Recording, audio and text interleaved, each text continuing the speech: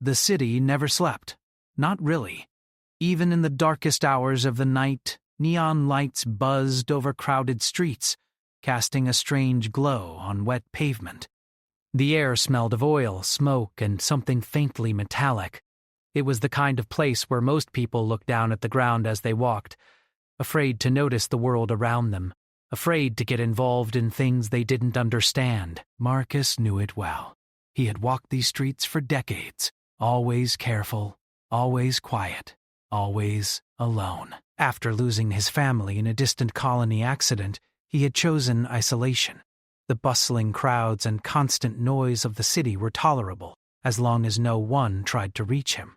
His apartment, a small, dusty space above a closed repair shop, was filled with old tools and machines, reminders of a life he had once loved.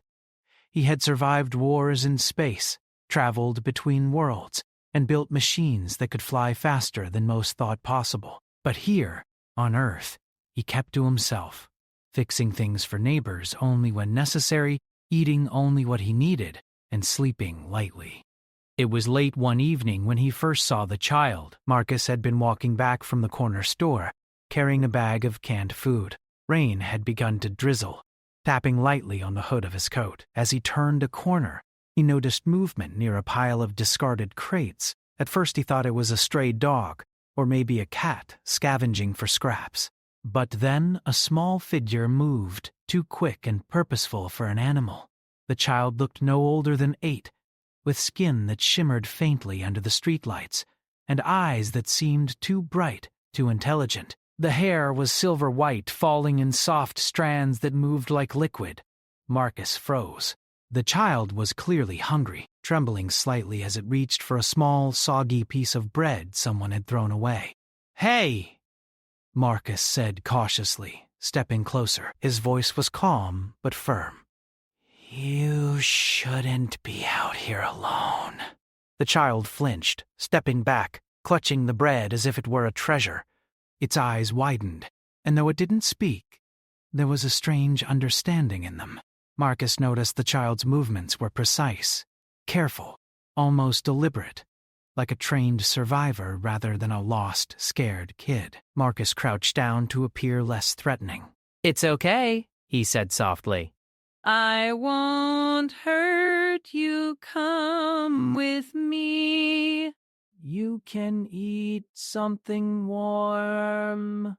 For a moment, the child hesitated, scanning the street as if expecting danger. Then, slowly, it stepped closer, still clutching the bread.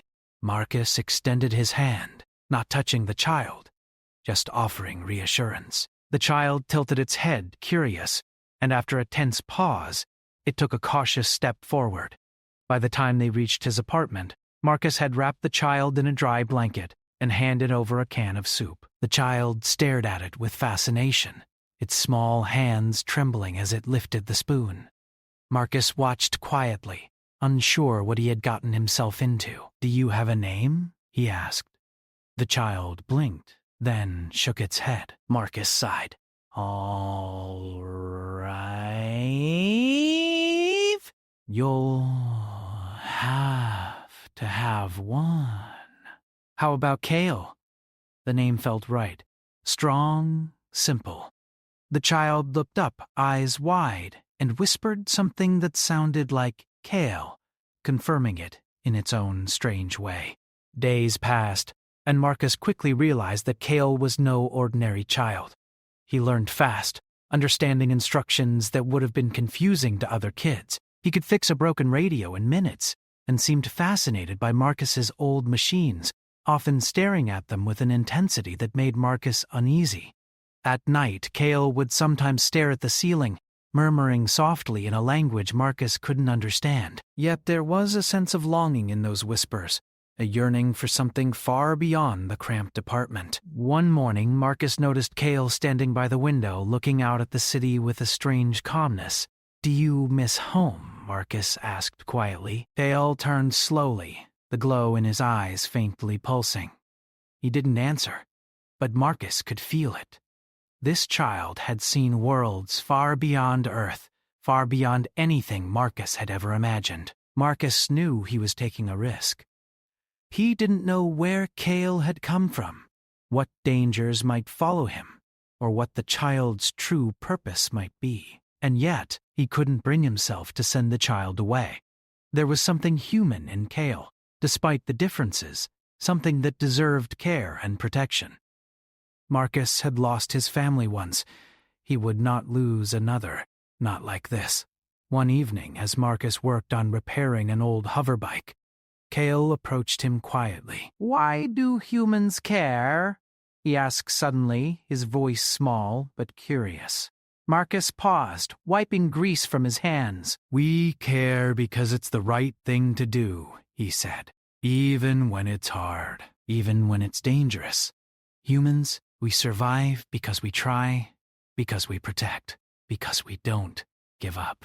Cale tilted his head, considering the words. There was a depth in those bright eyes, a wisdom that should not have belonged to a child. Marcus felt a shiver run down his spine. Whatever this child was, he was extraordinary. And Marcus, despite himself, felt a growing bond that he could not explain. Then came the first warning. It was subtle at first, a flicker of light in the sky, too precise to be lightning, too controlled to be anything natural. Cale froze, ears twitching, and his eyes widened. Marcus noticed the change immediately. "What is it?"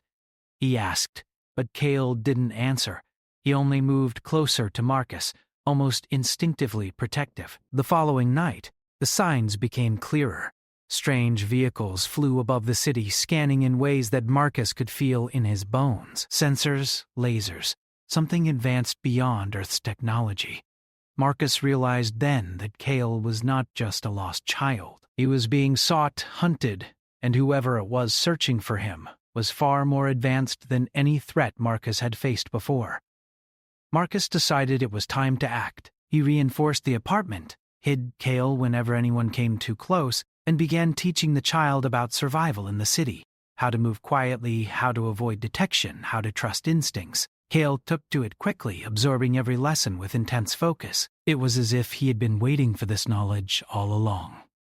And yet, despite the danger, Marcus could not bring himself to fear. There was a fire in humans, a spark that had survived countless wars, countless disasters. He had seen it in himself, in the soldiers he had commanded, in the engineers he had trained, and now he saw it in Cale, though in a different form.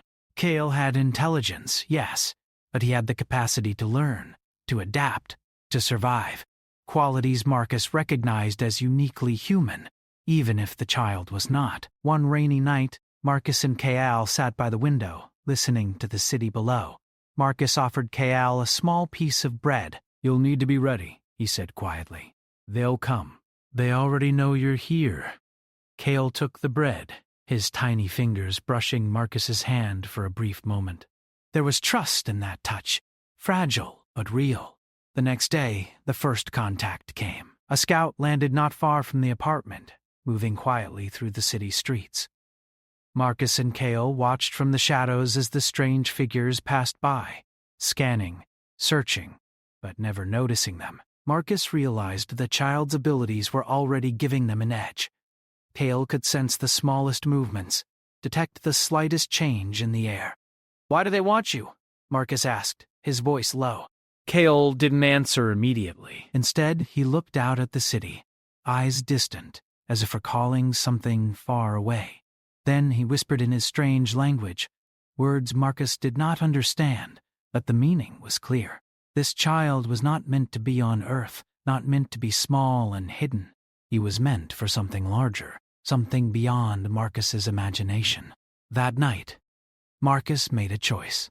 He would protect Cale, no matter the cost. The child had come into his life for a reason, and Marcus would not turn away from that responsibility. Humans were strong not because they were perfect, but because they chose to act when it mattered most. And now, Marcus would act. As rain fell on the city, Marcus watched Cale sleep, the faint glow of the child's eyes dimming in rest. Outside, lights moved in patterns too precise to be natural. The hunt had begun, and Marcus knew it was only the beginning. Yet, For the first time in years, he felt alive, connected, and necessary. Somewhere in the vastness of space, powerful forces were stirring. Unaware of the human who would not back down, unaware of the small child whose fate would change the galaxy. And Marcus understood, in that quiet, rain-soaked night, that the spark of humanity, the courage, the ingenuity, the heart, was already burning bright, ready to face whatever came next. He did not know what awaited them, but he knew this: together they could survive, together they could fight. And maybe, just maybe, humans could teach even the greatest empire something about courage, resilience, and hope. Marcus leaned back in his chair, watching the rain trickle down the window. Cale stirred, blinking up at him, and in that look, Marcus saw something he had not expected. A reflection of himself, a reminder that even in the darkest city, even in the face of unimaginable danger, life could be strange, wonderful, and full of meaning.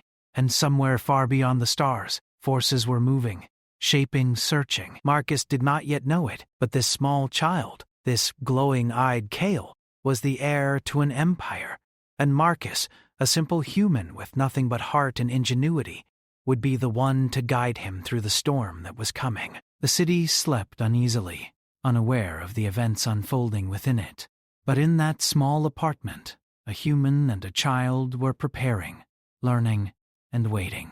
And in that preparation, the first chapter of a story larger than either of them had begun. The days after the first scout passed over the city were tense. Marcus had barely slept, constantly scanning the streets from his apartment window, listening to the hum of machines, the distant sirens, the faint echoes of people moving through wet streets. Cale stayed close, observing Marcus as he repaired old devices and prepared for whatever was coming. The child's intelligence was remarkable, absorbing every detail, every precaution, as though he had lived through these dangers before. Cale began showing signs of abilities Marcus could not explain. One evening, a power surge caused the lights to flicker violently, and Cale instinctively reached out, his small hand brushing the wiring of an old terminal. The surge stopped immediately. Marcus stared, unsure whether to be amazed or terrified. "How did you do that?" he asked. Cale shrugged, looking innocent but intensely aware. "I don't know," the child whispered, but Marcus could feel the power behind those words. That night, they sat together on the small balcony, watching the city lights blur with the falling rain. Marcus offered Cale a cup of warm soup, and the child accepted with careful movements, savoring the taste. "You're learning fast," Marcus said. "Faster than any human I've known."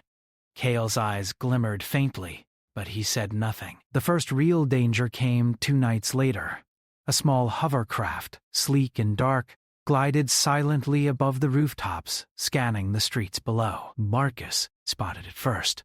"Cale," he whispered, "get inside. Stay low." The child ducked immediately, moving with a grace that Marcus had never seen. The hovercraft hovered for a moment, as if sensing something, then moved on. Marcus realized that Cale's senses were extraordinary. He could detect threats before humans even noticed them. "Do you know what they are?" Marcus asked after the hovercraft disappeared. Cale shook his head. He didn't speak much of his past, though sometimes, at night, he murmured in his own language, words that sounded strange but held a rhythm, almost musical. Marcus didn't understand them, but he could feel the urgency in every sound.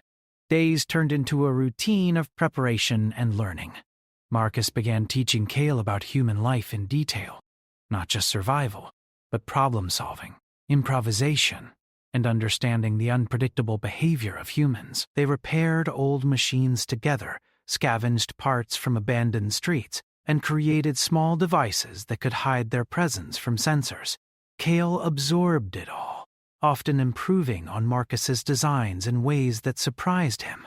One afternoon, Cale touched a broken drone they found on the street.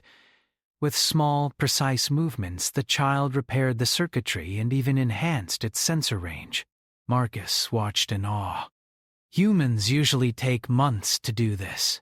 he said quietly. KL merely nodded, his eyes reflecting understanding far beyond his apparent age. And then came the dreams. Kale would wake in the night, trembling slightly, speaking in his strange language, eyes wide and glowing faintly. He described vast cities of light, endless fleets of ships, and towering beings in robes that shimmered like stars. Marcus realized that these were memories, visions of the world Kale had come from. He was no ordinary child. He was royalty, born into a civilization that stretched across the stars. Marcus felt a strange mix of fear and awe. He had raised soldiers, fought wars, and faced countless dangers, but nothing prepared him for this. Kale's existence alone could change the balance of power in the galaxy. And Marcus, a simple human, had been entrusted with the child's safety. The warning signs escalated quickly. Another scout appeared, this time closer and more deliberate. It hovered over the street below Marcus's apartment, scanning every corner. Marcus and Kale stayed hidden, hearts pounding. The craft seemed to sense something unusual, lingering longer than before. Kale's glow intensified, his body tense, sensing the intrusion. Marcus realized then that hiding alone would not be enough. They needed to move, to leave the city before the scouts returned with reinforcements. "Kyle, we have to go," Marcus said quietly, urgency in his voice. The child nodded. There was understanding in that silent nod, a recognition that their safety depended on action. Marcus packed what he could, tools, food, and a few small devices he had improvised. Kale assisted, moving quickly and efficiently, learning how to pack and plan in minutes what humans might take hours to manage. By nightfall, they were ready. Marcus led Kale through the city's labyrinth of alleys and hidden passages, avoiding the main roads where sensors might detect them. Every step was calculated, every turn deliberate. Kale seemed almost to know the path instinctively, as if sensing danger in the very walls around them. When they reached the outskirts, Marcus revealed his plan. "I have an old shuttle," he said, pointing to a hidden hangar beneath the abandoned factory. It's small, not fast, but it can get us out of the city. Once we're in orbit, we can figure out the next move." Kale examined the shuttle with sharp eyes, understanding its structure instantly.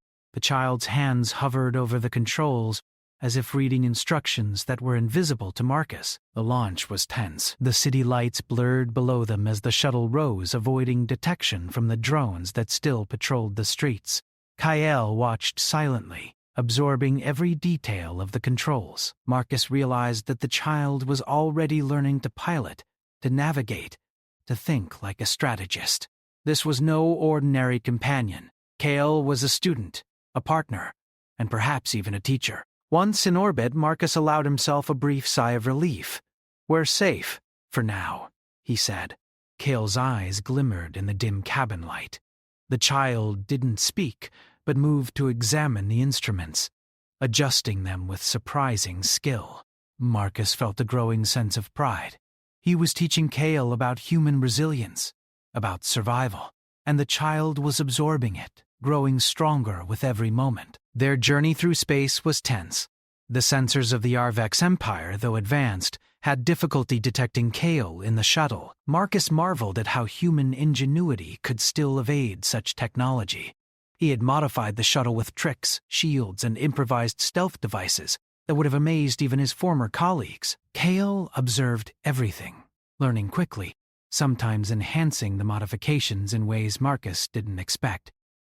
Kale's visions continued during the flight. He would close his eyes, murmur in his language, and describe fleets of ships and towering palaces. Marcus listened, understanding that these were glimpses of Kale's world, a civilization vast and complex, filled with power beyond comprehension. Yet, in every vision, Kale's admiration for humans was evident. He saw their courage, their resourcefulness, and he recognized qualities that even an empire could not always control. One day, as they passed near an uncharted asteroid belt, the first real confrontation occurred. An Arvex scout ship appeared, sleek and silver, scanning the region with beams of light that cut through the void. Marcus maneuvered the shuttle skillfully, weaving through asteroids and using human unpredictability to stay hidden. Kale's abilities helped. He could sense the ship's movements before the sensors even registered them. Together, they evaded the pursuit, a human and an alien child, relying on wits, courage, and instinct. After the encounter, Marcus and Kale docked on a small, neutral station. The station was quiet, almost abandoned, but safe enough to rest. Marcus checked the shuttle's systems, repairing minor damage. Kale wandered the station, curious, touching the walls, absorbing the structure, learning patterns that Marcus had not noticed. The child's intelligence and instinct were remarkable, blending perfectly with Marcus's experience and ingenuity. As they rested, Marcus spoke quietly. Kale, you are not just any child. You are special, and one day your life will be very different from what you've known. But you must remember, even with all your power, there is something humans do best: adapt, survive, and never give up. That is why I trust you, why I stay with you. Kale listened, absorbing every word, understanding more than Marcus realized. The night ended with quiet reflection. Marcus knew the Empire would not give up easily. They would come, stronger and more prepared. But Marcus also knew that human ingenuity, courage, and determination could match even the most advanced forces. Kal was learning this too, growing into a being who would combine his alien heritage with human resilience. And, somewhere far across the galaxy, forces within the Arvex Empire were moving. They did not yet know that the child they sought was learning, growing, and being shaped by humans. They did not know that the combination of human courage and Kale's abilities could challenge the very order they controlled. Marcus looked at Kale sleeping quietly, a small, glowing figure amidst the dark cabin. He knew the journey ahead would be dangerous, that they would face enemies far beyond the city streets. Yet he also knew something deeper. Humans had a spark, a light that even the vast reaches of space and the power of an empire could not extinguish. In the quiet of the station, with stars shimmering outside the windows, Marcus felt hope. The child, the strange glowing Kale, had already changed his life, and together they would face whatever came next, blending human courage with alien power, to survive, to fight, and perhaps to teach even the greatest empire something it had never expected. The adventure had only just begun, and Marcus knew that the galaxy would never be the same again. The stars stretched endlessly before them, a black canvas dotted with pinpoints of light. Marcus had learned to read their paths like maps, to navigate through asteroid fields and debris storms that could tear even a well-built ship apart. The shuttle was small, but Marcus had improved its shields and engines with scavenged parts, and Kale had begun assisting with adjustments, his hands moving with precision far beyond his apparent age. The Arvex Empire was relentless. Their scouts had multiplied, spreading across the sector like a shadow creeping over the galaxy.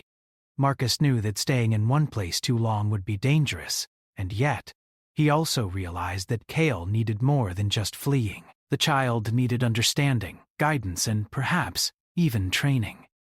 "You need to learn faster than they can hunt us," Marcus said one evening, as the shuttle hummed through the dark emptiness. Kale watched the display screens, absorbing every piece of information, his glowing eyes reflecting data streams. "Humans survive because we adapt, because we think ahead, and because we refuse to give up. You must understand that if you want to survive, and I promise, you will survive." Kale nodded, leaning closer to the controls, fingers brushing over the interface. He was learning quickly, almost instinctively, and Marcus found himself marveling at the child's abilities. It wasn't just intelligence, it was perception, strategy, and intuition. In a way, Kale was learning what humans had perfected over millennia: thinking beyond the obvious, using the environment, and trusting one's instincts. Their first major test came sooner than expected. An Arvex strike cruiser had detected the shuttle, its sleek hull glinting in the distance as it pursued them with relentless precision. Marcus adjusted their course, weaving through an asteroid belt that would have been impossible for most pilots.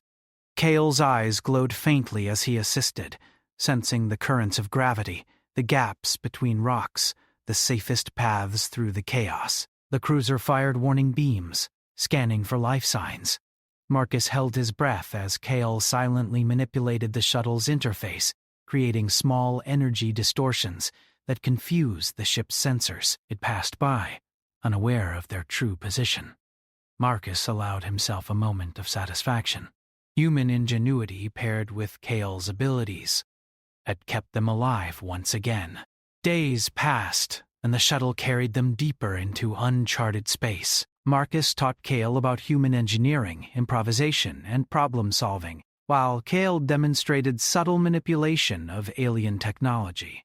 Together they created small devices, jamming signals, rerouting energy, and enhancing shields in ways Marcus would never have imagined on his own. The human mind and alien instincts blended, forming a partnership neither had anticipated. Kale began to speak more often in human language, his voice soft but confident. "They will come again," he said one night, staring at the stars. "Stronger." Faster. They cannot rest. Marcus nodded, understanding the truth in the child's words. They would not rest, and neither could they. The hunt was only beginning. Marcus decided they needed allies, but trust was difficult in these empty stretches of space. He set course for a neutral star system, one that had a reputation for being off-limits to the larger empires. It was a small collection of stations, traders, and miners, where laws were weak and survival depended on skill, luck, and adaptability. The station welcomed them with cautious eyes, curious about the small shuttle and the glowing child aboard. Kale explored cautiously, sensing threats before they materialized. Marcus introduced himself to the station manager, a sharp-eyed woman named Lyra, and explained their situation carefully. She was skeptical at first, but seemed impressed by Marcus's knowledge and Kale's abilities. Together they made minor repairs to the shuttle, stocked provisions, and prepared for the next phase of their journey. The relative calm was shattered when a fleet of Arvex drones appeared in orbit. Marcus and Kale had been tracking energy signatures, but this fleet moved with a coordination that was alien, precise, and frightening. "They've found us," Marcus said, his voice steady despite the fear gripping his chest. "We leave now." The drones were faster, more advanced, and far more numerous than anything Marcus had faced before. He piloted the shuttle through asteroid clusters, debris fields, and abandoned mining tunnels, all while Kale manipulated the ship's interface with incredible skill. They dodged, weaved, and countered, every maneuver relying on human ingenuity and alien instinct working in harmony. One drone caught up, firing an energy net that would have immobilized most ships instantly. Marcus reacted instinctively, steering into a dense asteroid belt. Kale's eyes glowed brightly, projecting a faint pulse that interfered with the drone's targeting system. The net missed, tangled in the rocks, and the drone drifted helplessly. Marcus let out a breath he hadn't realized he was holding. "Good work," he said, glancing at Kale. The child smiled faintly, understanding that praise was rare but deserved. As they escaped, Kale began to reveal more of his past, sharing fragmented memories of the Arvex Empire, their fleets, their power, and his role as heir. Marcus listened carefully, realizing the gravity of the situation. Kale was not just a child being hunted. He was royalty, a future leader, and a being whose choices could change the galaxy. And yet, Kale's admiration for humans never wavered. He saw their courage, their creativity, and their resilience as qualities even the most powerful empire could not replicate. One night, while Marcus rested, Kale activated a hidden console in the shuttle. Holographic images of distant star systems, imperial fleets, and towering palaces floated around him. He traced lines, adjusted energy flows, and simulated strategies. Marcus watched silently, amazed at the child's capacity to process complex information with ease. Kale was learning, planning, and preparing, blending his alien heritage with the lessons Marcus had taught him. Their next destination was a neutral asteroid station rumored to have an underground network capable of smuggling ships through Imperial-controlled space. It was a dangerous place, filled with thieves, mercenaries, and traders who cared little for law or morality. Marcus knew it would be risky, but he also knew that humans had a way of turning risk into advantage. They approached the station cautiously, using every trick Marcus had taught Kale. Inside the station, they moved carefully, avoiding sensors, bypassing security, and using Kale's abilities to sense the presence of others. They found an ally, a former pilot named Terran, who agreed to help them navigate through Imperial space in exchange for a share of their future discoveries. Marcus negotiated with precision, using his knowledge of human psychology to win trust quickly. Kale observed, learning how humans balanced risk, negotiation, and action. The final test of Part 3 came as they left the station. An Arvex strike team had anticipated their escape and was waiting along the route. The shuttle's engines roared as Marcus piloted through a gauntlet of enemy ships. Kale worked the systems, creating energy pulses that confused the drones, while Marcus relied on instinct and skill to weave through obstacles. The chase was intense, stretching the limits of both pilot and child, human and alien working together. In the end, they emerged unscathed, though shaken. The small shuttle had survived against overwhelming odds, not because of sheer power, but because of adaptability, creativity, and courage. Marcus smiled faintly, glancing at Kale. Humans survive because we refuse to stop trying, he said. Kale nodded, understanding that survival was more than instinct. It was will, intelligence, and the determination to act when it mattered most. As they drifted through the quiet of space, Marcus reflected on what had happened. Kale was growing, learning, and preparing for something far greater than either of them had imagined.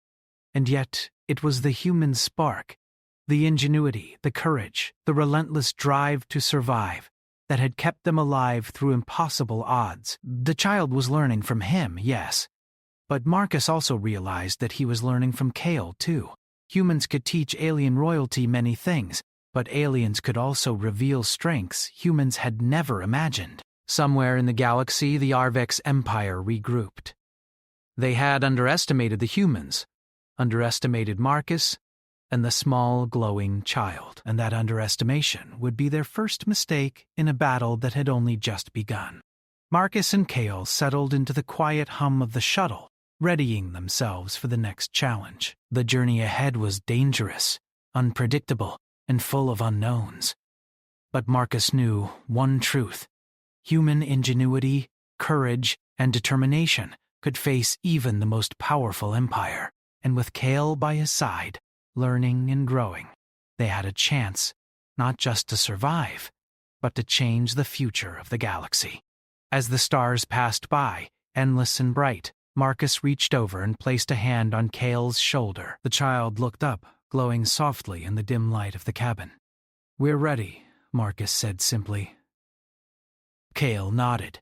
Together, human and alien, teacher and student, they faced the infinite darkness of space. The chase was far from over. The Empire was still coming. But Marcus knew something the Arvex would never understand.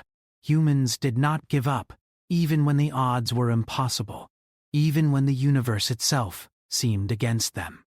And Kale, the heir to a vast empire, was learning the most important lesson of all: that strength was not only in power, but in courage, intelligence, and the unyielding human heart. And somewhere, far beyond the reaches of the shuttle, the Arvex scouts continued their search, unaware that their prey was not just surviving.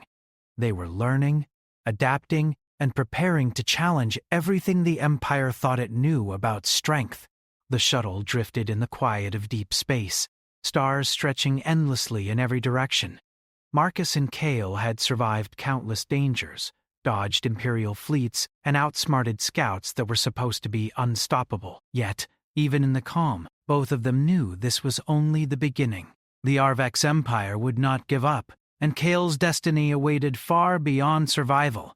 It awaited leadership, responsibility, and a choice that could shape the galaxy. "Are you ready?" Marcus asked, his voice calm but firm. The child's glowing eyes met his, steady and determined. Cale nodded.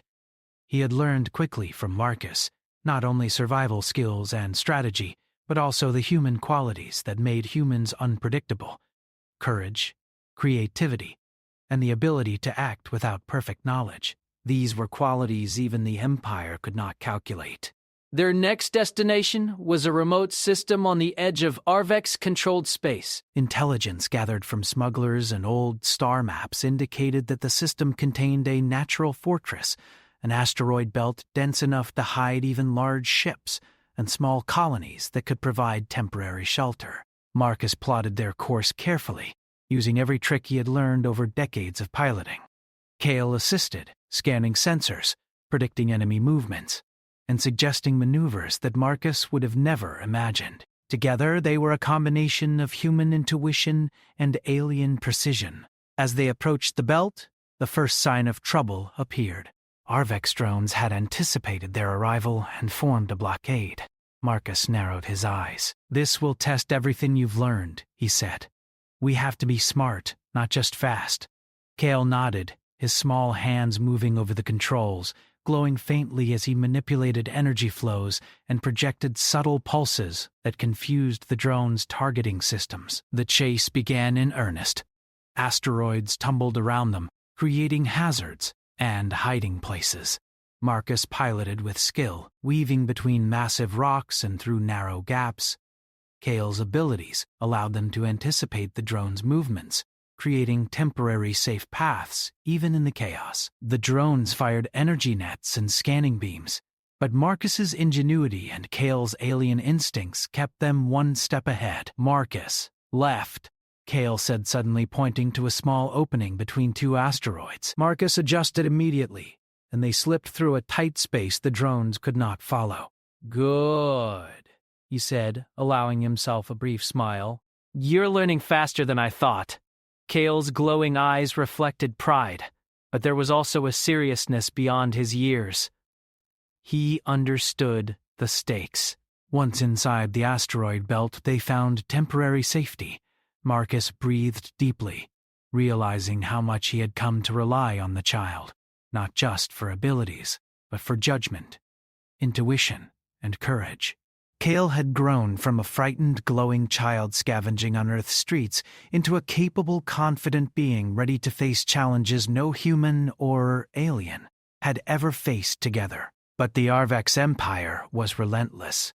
Scouts had already begun mapping the asteroid system, and Marcus knew that their time was limited.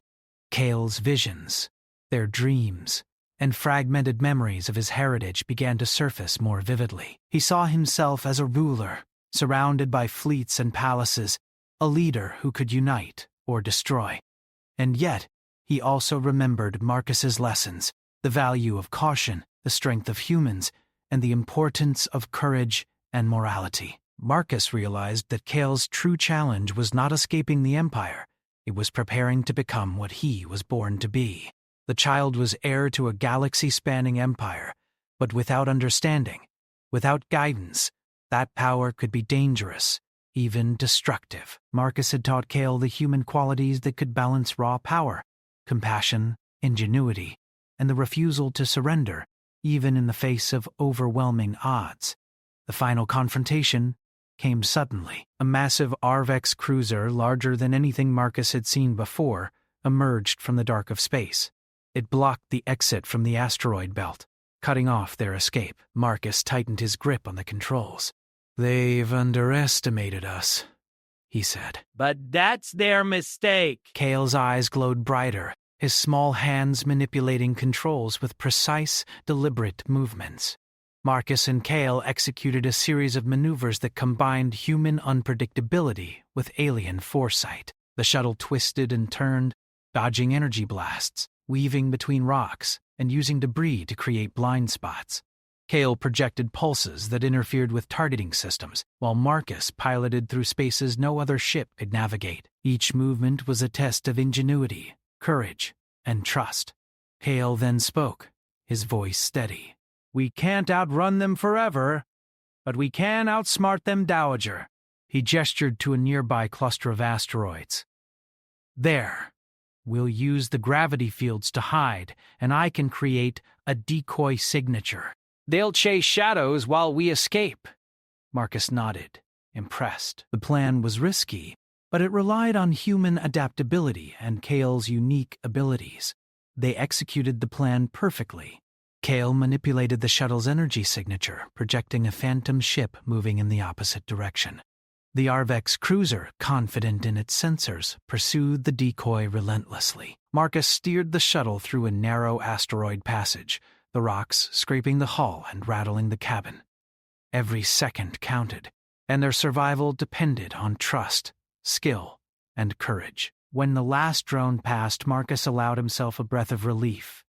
"You did well," he said, glancing at Kale. The child's glowing eyes softened, reflecting pride and understanding. "We did it together," Kale replied. They emerged from the asteroid belt into open space, the stars stretching before them like endless possibilities.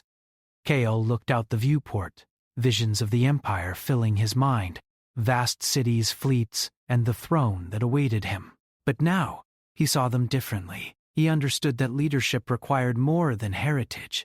It required courage, intelligence, and the ability to act with humanity. Marcus realized then that humans had taught the child something no empire could: the value of unpredictability, resilience, and morality. Kale had learned that strength was not just in technology or birthright. It was in the choices one made, the risks one took, and the willingness to act when others hesitated. Their next challenge was the Imperial Palace. Kale knew he had to reclaim his place, to assert his authority, and to prove that he could lead. But Marcus reminded him of the lessons he had learned on Earth.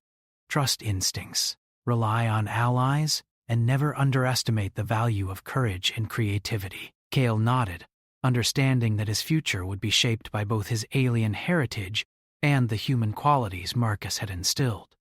The approach to the Imperial capital was tense. Kale's abilities allowed them to bypass most patrols, projecting small illusions, rerouting energy signals, and predicting patrol patterns with uncanny precision. Marcus piloted with steady hands, guiding the shuttle through narrow passages and uncharted spaceways. Every movement was calculated, every action deliberate. When they finally arrived at the palace orbit, Kale stepped forward. His voice, small but commanding, echoed in the shuttle. "It's time," he said. Marcus watched as the child, once frightened and alone, now radiated confidence, purpose, and authority. The Empire had underestimated humans, and now they would learn the cost of that mistake. Kale's first act as heir was both daring and humane. He used his abilities to disable the palace defenses temporarily, not to destroy, but to create an opportunity for dialogue. He projected his presence, his glowing form visible to the commanders, and spoke clearly. "I am Kale, heir to this empire. Humans have taught me courage, wisdom, and the value of life. I will lead, not through fear, but through understanding and strength." The commanders hesitated, unsure how to respond. The Empire had expected a child who was untested, vulnerable, and easily controlled. Instead, they faced Kale, confident, powerful, and guided by the lessons of humans. Marcus watched silently, proud of the child's growth and understanding. Kale's approach was not just clever, it was visionary. Through a combination of strategy, negotiation, and demonstration of power, Kale secured his position without unnecessary violence. The Empire acknowledged his claim, recognizing that the child's abilities, combined with the unpredictable courage and ingenuity of humans, could not be easily challenged. Marcus realized that this was the true power of the human spark, the ability to influence, to adapt, and to shape outcomes even against overwhelming odds. With the Empire stabilizing under Kale's leadership, Marcus and the child returned briefly to Earth. Kale wanted to show gratitude to the humans who had taught him so much. He visited small communities, repaired machines, and even helped save a few lives during minor crises. His understanding of human ingenuity and morality had deepened, and he used it to bridge the gap between two worlds. Marcus knew their journey was far from over. The galaxy was vast, filled with challenges, conflicts, and opportunities. But he also knew that humans had proved their worth not through strength alone, but through courage, intelligence, and the refusal to surrender. Cale had learned this lesson well, and together they had changed the course of the Empire. As they watched the stars pass, endless and bright, Marcus spoke quietly. "You're ready," he said. Cale looked at him, glowing softly in the shuttle's cabin. "I am," he replied. "But it is because of you, Marcus." "Humans are extraordinary. You taught me to survive, to fight, and to lead wisely." Marcus smiled, a rare expression of pride and contentment. "And you taught me something too," he said. "Even the smallest spark can change the galaxy. Never forget that." Somewhere in the vastness of space, the Arvex Empire began a new era, led by a child who had learned the lessons of humans. It was a reign guided by courage, ingenuity, and morality, qualities no empire, however vast, could ever ignore. And on a small shuttle drifting among the stars, Marcus and Cale knew the truth. Human resilience and heart could shape even the destiny of an empire. The adventure had reached a new beginning. The hunt was over, but the journey of learning, leadership, and courage would continue. And in every choice Cale made, the human spark that had guided him would shine brightly, proving that even in a galaxy of unimaginable power, humanity's ingenuity, bravery, and heart were forces to be reckoned with.